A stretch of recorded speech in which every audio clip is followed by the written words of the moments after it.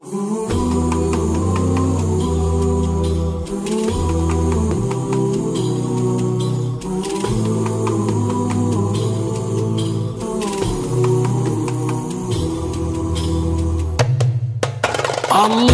itu ada tanpa tempat, tanpa waktu.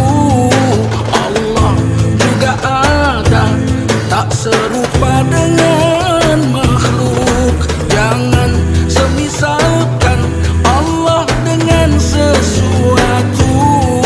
Jangan serupakan Allah dengan setiap makhluk. Janganlah kau katakan Allah itu punya wajah, punya tangan, punya kaki, pakai jari.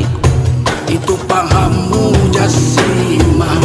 Janganlah kau katakan Allah bertempat di arasy, terkadang di langit, turun pula ke bumi. Itu pahammu syabbihah.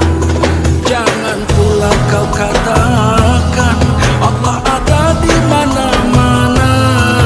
Pegang erat-erat paham yang selamat, Ahlus Sunnah wal Jamaah, Ahlus Sunnah wal Jamaah. Allah itu ada tanpa tempat, tanpa waktu. Allah juga ada, tak serupa dengan makhluk.